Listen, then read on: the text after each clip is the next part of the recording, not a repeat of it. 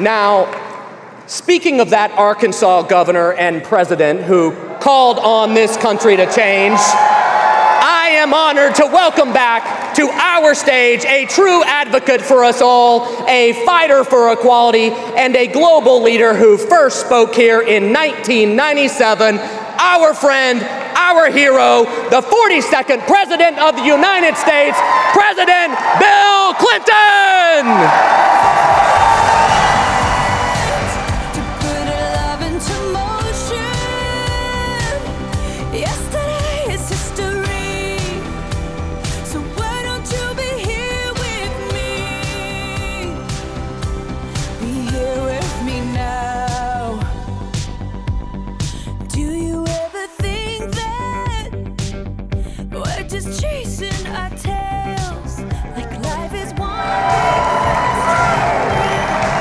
Thank you. Well, thank you. Thank you. Thank you.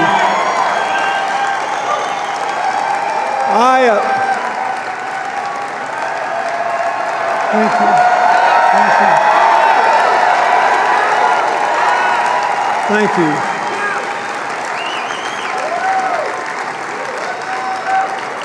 Thank you. I always wanted to be the warm-up act for Elton John.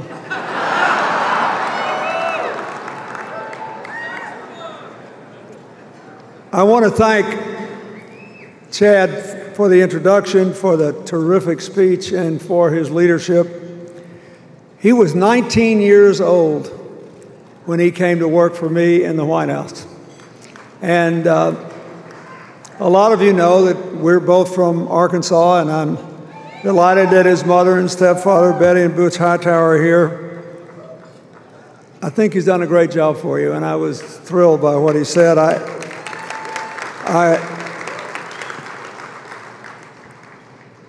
got to meet Yardley Smith backstage. I thought that was pretty cool.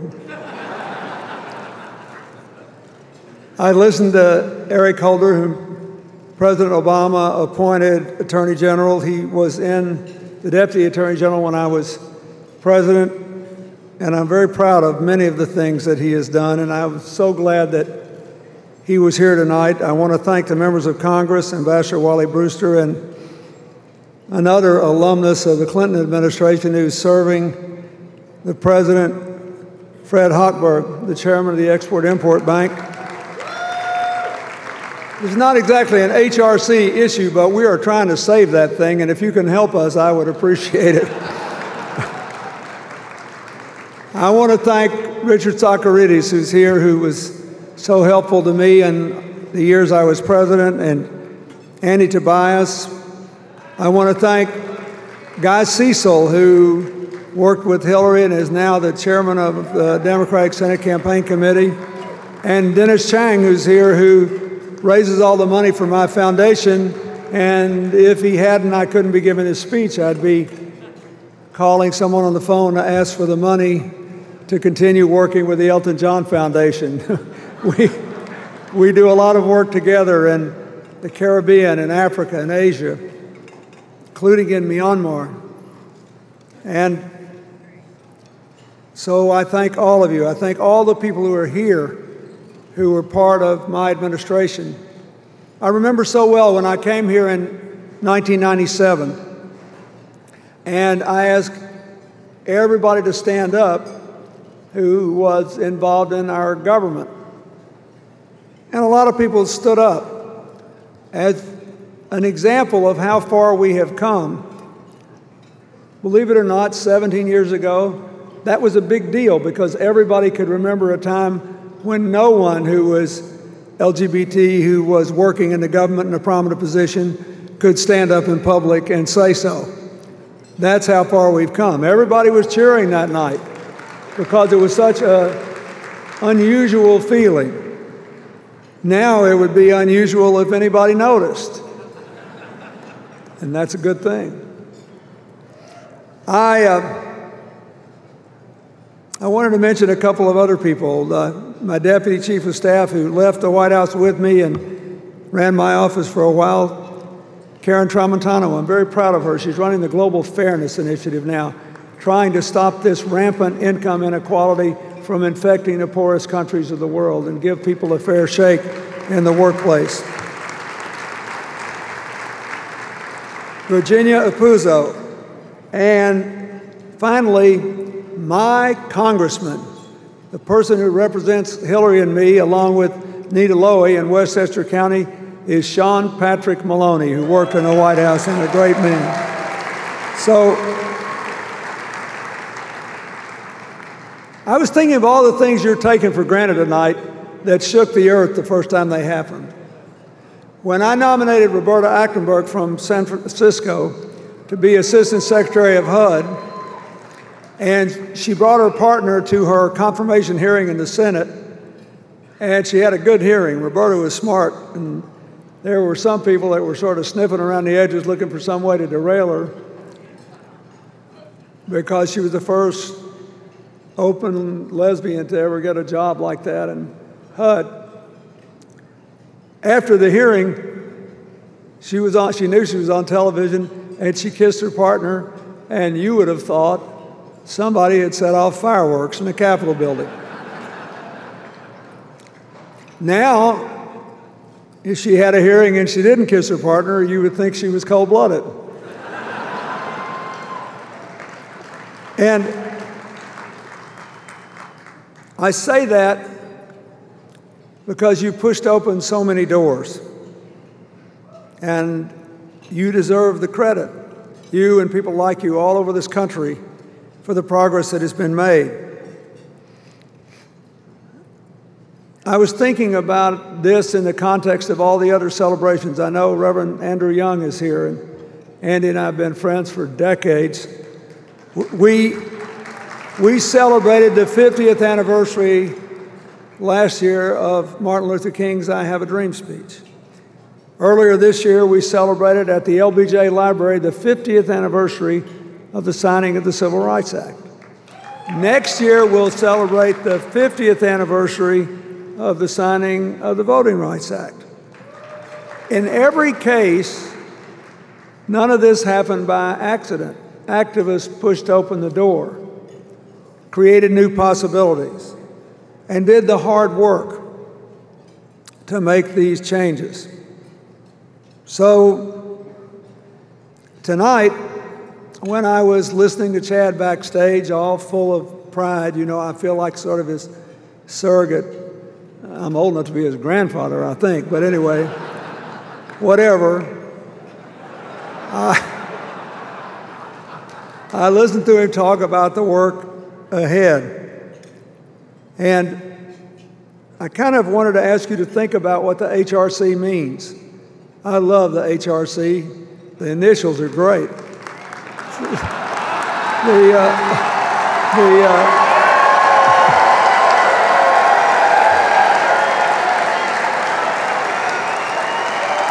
But the other person with those initials once famously said as Secretary of State that gay rights are human rights and human rights are gay rights. But I want to talk about the word and the initials left out, campaign. Now, I know a little about campaigns. I ran in a few, and now I just try to help other people. I've been joking in this election season because most of the time my work is my foundation, and I work with Republicans and Democrats and independents, and half the time I couldn't tell you for the life of me what the politics of the people who are my partners are. And America might work better if we started with the end in mind, had our differences, came up with the best decision, and went forward together. But anyway, I sort of feel like when they come and get me, I feel like I'm a retired racehorse. And they come into the barn, give me a little extra hay, brush down my hair, drag me out to the track and slap me on the rump just to see if I can make it around one more time. Now, I think that's why, come to think of it, Chad invited me to come tonight. 17 years after I made my first speech to the HRC. Because of the third word in HRC, campaign. Campaigns, the best of them, fire idealism and spark intensity. They exhaust and exhilarate in equal measure. And they count on the fire of inspired determination to keep them going. My friend, former governor of New York, Mario Cuomo, once famously said that we campaign in poetry, but we govern in prose. The truth is, the HRC has to do both at the same time. When you win a legal battle, you got to make sure that you've actually won and that it's implemented, and you have to ask, what's the logical conclusion? It wasn't entirely predictable that in a country where gay marriage was illegal in 37 states, or maybe more at the time, that the Supreme Court decision on DOMA would lead to a rash of other decisions, which meant that now it's legal in 32 states and the District of Columbia, where we are.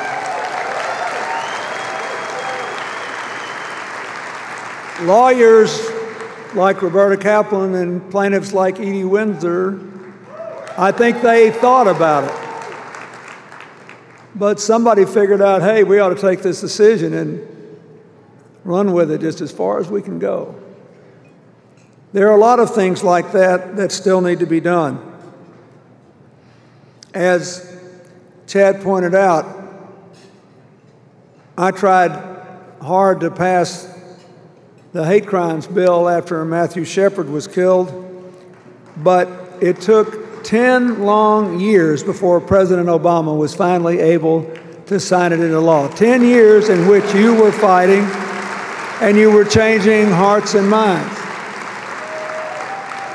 When I was president, we came within one vote of passing the Employment Non-Discrimination Act out of the Senate, even though it was a majority Republican Senate. And we're still waiting. There are still things that have to be done. This campaign that the HRC is going to undertake in Arkansas, Mississippi, and Alabama, if you had asked me 10 years ago if this was a good idea, I would have offered to personally pay for Chad's psychiatric treatment. But one thing we have learned is that no human heart is immune to an honest outreach. No one can forever ignore their personal experience. If you ask somebody who the most conservative member of President George W. Bush's administration was, most people would say Dick Cheney. But Dick Cheney was for gay marriage and gay rights because of his daughter, because of his personal human experience. And I say that because I just got back from my 50th high school reunion. I don't know how I got so old, but anyway. But it's serious. And so I always go and we have a lot of fun. And we had 324 members of our class, 75 have passed away. About 110 showed up. It's a pretty good turnout. We've always had a good turnout. And in 50 years, they recognized those of us who'd been to all of them or just missed one. I just missed one. When we were in conflict in Kosovo, I didn't think it right to leave the White House. But otherwise, I've been to all of them. And so this guy who'd been a friend of mine, we were great friends in high school, and we were friends in junior high school, what you call middle school now. But back in the Stone Age, we called it junior high school. Anyway, he came up to me and proudly introduced me to his husband. Now, I knew these men were together. They had been together 35 years before they could get married last year. And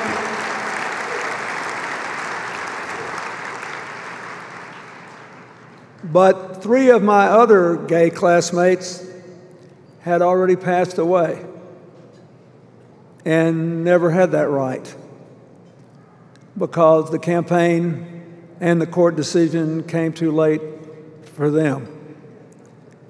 We got to humanize these stories. And there's still enough of a storytelling culture left in the South to make a difference. And also, more and more human resource managers understand that we don't have anybody to waste. And people shouldn't be subject to any unnecessary discrimination. They should be empowered to work, empowered to live where they want to live and stay where they want to stay and do what they want to do. And so I believe this will work.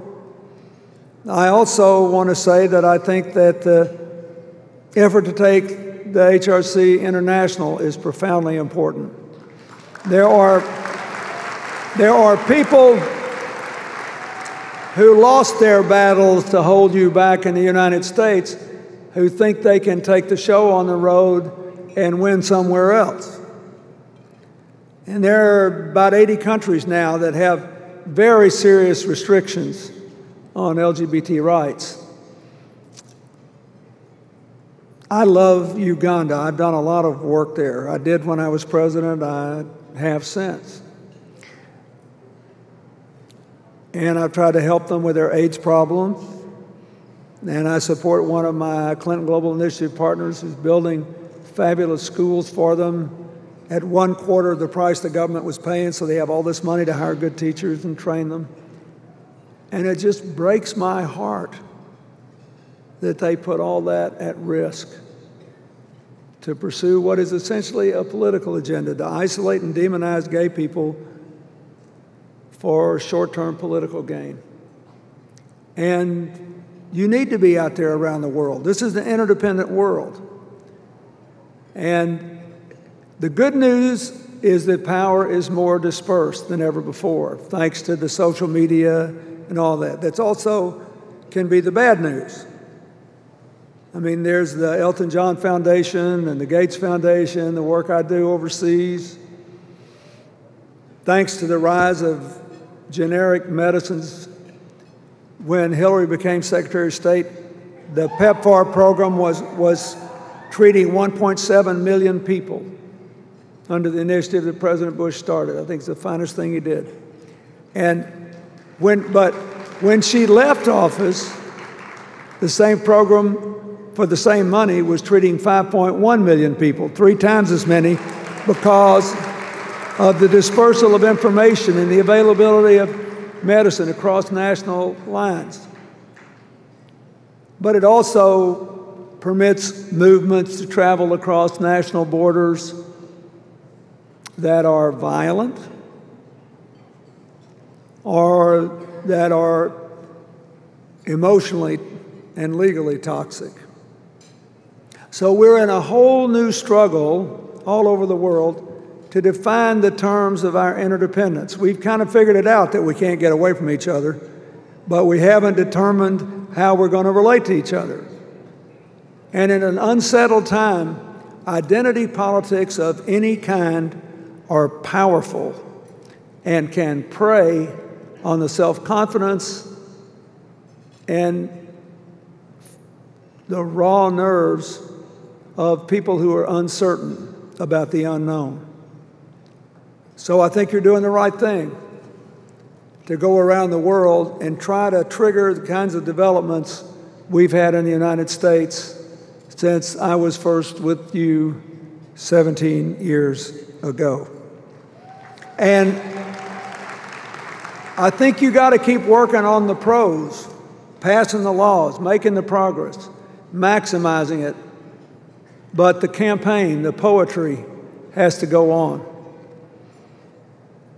I've lost a lot of good friends in the last 2 or 3 years. One of them, whom I got to know through my struggle for peace in Ireland, was the great Nobel Prize-winning Irish poet Seamus Heaney.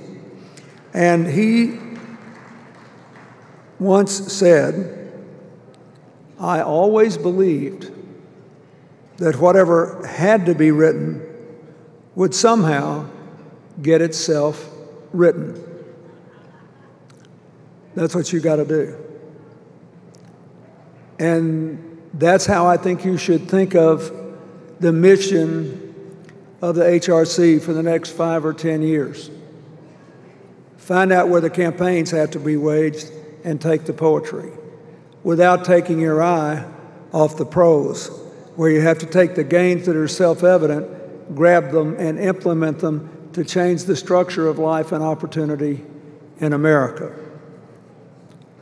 I believe that in ways large and small, peaceful and sometimes violent, that the biggest threat to the future of our children and grandchildren is the poison of identity politics that preaches that our differences are far more important than our common humanity. I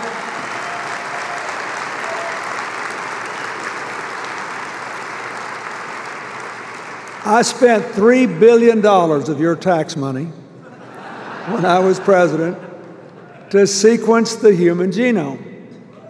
Now, a study came out last year saying that you had already gotten $176 billion in return on that $3 billion investment.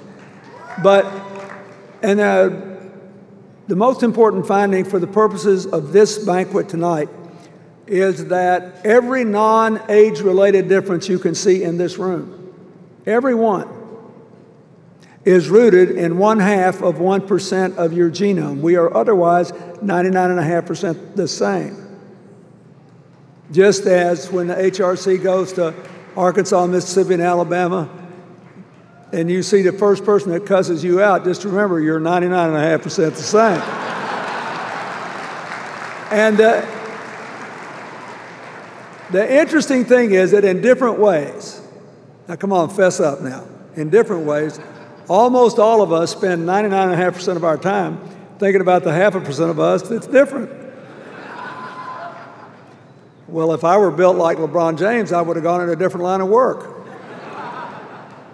I wish I were a little faster, a little thinner, a little stronger, a little this. I wish I had a 3-octave range instead of a 3-note range. Whatever. We all do it in ways that are trivial. But when it becomes life or death, it is a profound decision. I remember when I was running for president and I met with a group of activists, I said, "I want you to be part of my America." We live in an interdependent world. We have got to decide whether we're going to greet it with the clenched fist or the open hand. Do we need national security? Absolutely. Do we need border protection? Of course. Do we have to take prudent steps against terrorists? Yes.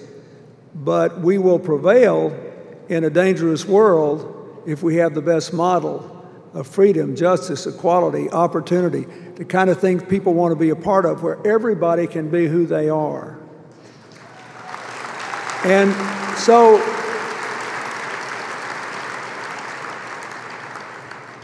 I thank you for the poetry and the prose of the last 17 years. I thank you for everything you did to move the country, to move people, to move the mind and the heart. But this last agenda, the next steps in the human rights campaign at home and around the world, are profoundly important. There are people just like you in remote villages in every corner on earth who will be left out, left behind, ignored, maybe even killed, unless somebody reminds them that what we have in common is more important than our interesting differences, and that we do not have a person to waste. 70 years ago, in the spring of 1945, gravely ill, Franklin Roosevelt wrote his last speech and then died before he had a chance to give it. But the words, in some ways, were the most important he ever penned. He said, "The only limit to our realization of tomorrow will be our doubts of today. So let us move forward with strong and active faith." You have a lot of evidence since 1997 that you can move forward. There are plenty of reasons to doubt. Our political season is awash in a blizzard of ads that don't have a thing to do with the way people will live beginning the day after the election. We got a lot of things we can be complaining about. We should be troubled about all these problems, but they're all manageable. There is no place on earth better suited than we are here for the opportunities of the 21st century. No place. If we just remember the basics, what we have in common is more important than our interesting differences. Every child's entitled to an equal shot in life. You want to encourage success, but you have to have broadly shared prosperity if you want us to make it over the long run. And we can no longer live with being against somebody or a group of somebodies just because of who they are. And so you should be happy and proud tonight. You got a lot to celebrate. I've never seen a civil rights movement, at least in our country, move as far as fast as your movement, ever. But don't kid yourself. There's a lot of people that are left out and left behind. There are still some barriers that need to be brought down. And all over the world, there are young people who still have to cower in fear of their governments, their leaders, and sometimes their families. They need the poetry of your campaign. I hope I'm still around 18 years from now, 17 years from now. And if they'll give the racehorse a little more hay, I'll come back one more time, and we'll see where we are. Thank you. Thank you for being American citizens in the best sense. Thank you for what you have done to touch my heart, to change my family's horizons, to make sure the granddaughter I just had will grow up in a very different America. Thank you for that. Thank you. God bless you. Keep on. Thank you.